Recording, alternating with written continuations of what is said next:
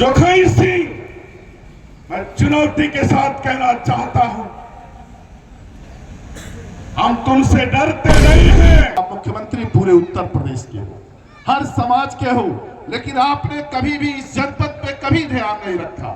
कोई एमपी और विधायक भले बन जाए, लेकिन जब तक सरकार नहीं रहती तब तक कोई विकास नहीं कर सकता। हो सकता है डीएम साहब, कप्तान साहब, तुमको अभी चाहे तो तुम्हारे चंबर से तुम्हारी कॉलर पकड़ के खींच सकता हूं, लेकिन डरता हूं, तुमसे नहीं डरता हूं, इस भोली भाली जनता से डरता हूं कि जनता कहीं मुझे गुंडा नहीं। नेता पीडीए का जो नारा दिया था इस लोकसभा में, लोगों ने इस बात को सुना। उत्तर प्रदेश और देश की सरकार होने के बाद भी जो चुनौतियां थी हमारे नेता अखिलेश यादव को, उन्होंने उस चुनौती को स्वीकार करते हुए, जब हमारी सरकार हुआ करती थी तो इन गरीब गांव और पिछड़े इलाके में हमेशा काम करने का काम करती थी। जब से समाजवादी पार्टी की सरकार गई, आप लोग चश्मदीद गवाह है, यही चौराहा जो चमचमाती सड़कें थी, जब समाजवादी की सरकार थी, अलगू चौहान यहां से विधायक थे, तब यहाँ पे चमचमाती सड़कें थी। आज देख रहे हैं बरसात नहीं है लेकिन चलना दूभर है। इस जनपद की जितनी भी सड़कें हैं, यही हालत पूरे जनपद में है। शर्म आता है मुख्यमंत्री को, जो हमारे बगल के इसी बगल के हमारे जनपद के पड़ोसी होने के बाद इस जनपद में कोई काम नहीं किया। केवल उन्हें गोरखपुर दिखाई देता है। हम उनके लिए भी धन्यवाद इस नाते देते हैं, गोरखपुर के लिए। ठीक है, आप बना रहे हो, लेकिन आप मुख्यमंत्री पूरे उत्तर प्रदेश के हो, हर समाज के हो, लेकिन आपने कभी भी इस जनपद पे कभी ध्यान नहीं रखा।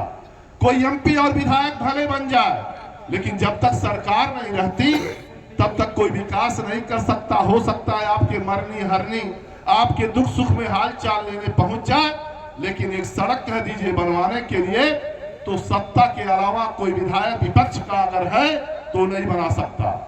आज वही हालत है इस जनपद की।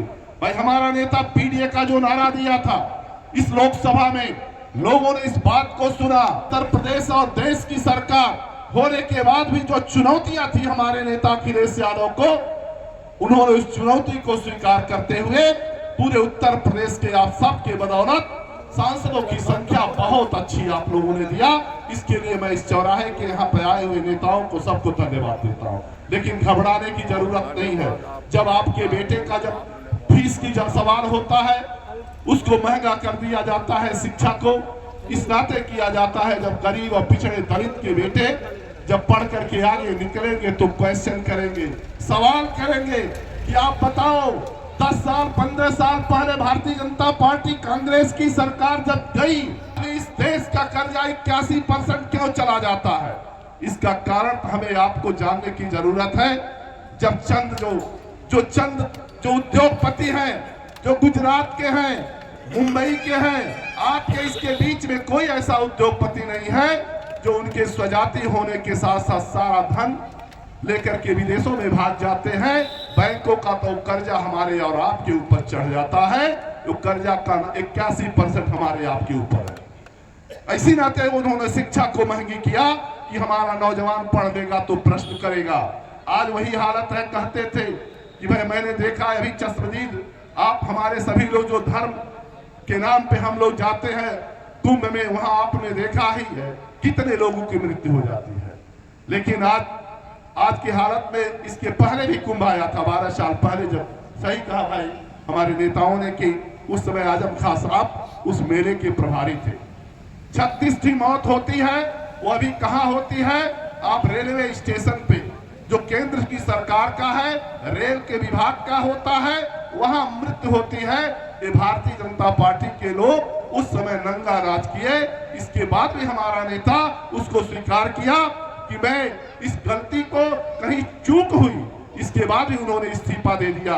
लेकिन बेशर्म मुख्यमंत्री, जब उनके दल के लोग भी उन्हें अपमानित करने का भी काम कर रहे हैं, लेकिन ऐसी कुर्सी जो कहते हैं कि हम योगी हैं, हम बहुत त्यागी हैं, हम तपस्वी हैं, लेकिन आप योगी और तपस्वी के ऊपर काला पोत रहे हैं, तो हमें लगता है कि आप आने वाले वक्त में, ये जनता सब जानती है, लेकिन जितने लोग भी गए हैं जितने लोग मरे हैं वहां पर जो मरने वाले लोगों को मैं श्रद्धा सुमन अर्पित करते हुए यही बात हमारा नेता जब लोकसभा में कहा कि आप 2 मिनट जितने वहां पे मरे हुए हैं वहां के लोगों का जो मृत्यु हुई है उन लोगों के प्रति 2 मिनट इस लोकसभा में संवेदना व्यक्त कर दिया जाए, उन्हें श्रद्धांजलि दी जाए।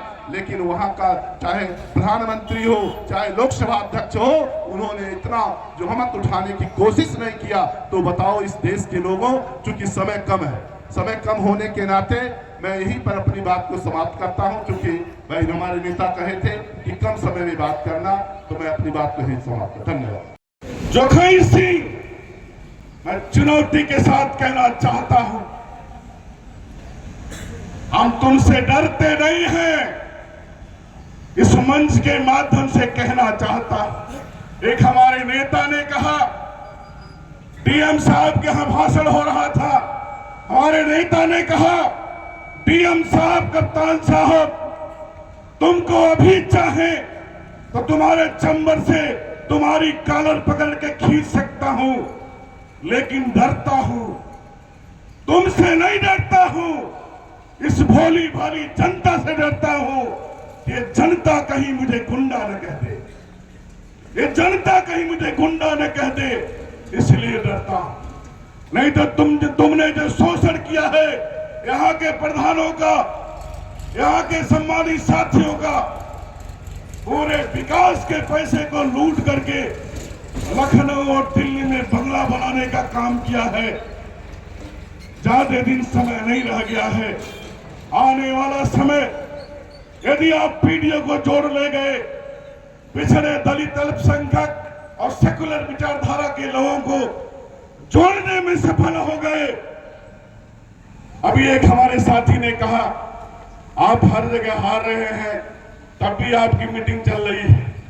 इस पर मैं एक बात कहना चाहता हूं, मिल्कपुर हारे कैसे हारे, ये आपसे छिपा हुआ नहीं है। एक गांव में 150 लोगों के ऊपर गुंडा गैंगस्टर लगा दिया जाता है। 16 वोट है, केवल 1 वोट आता है लिस्ट में। जबरदस्ती डीएम और कप्तान हराने का काम करते हैं, पुलिस वाले डंडा भाजते हैं। अभी एक प्रदीप यादव जिला पंचायत सदस्य था, उसको धमकाने का काम किए। मैं इस पर सिर्फ एक बात कहना चाहता हूं, एक चिड़िया थी, छोटी चिड़िया गौरैया, ध्यान से सुनना मेरे दोस्तों, एक छोटी चिड़िया गौरैया, एक भीषण जंगल में आग लगी थी, जिसमें शेर, भालू, बाघ सब निवास करते थे। भयंकर आग लगने के बाद सारे लोग भागना चालू कर दिए, और वहीं पर एक तरफ गौरैया अपने टीम में मीटिंग करके उन्होंने कहा चलो आग बुझाई जाए।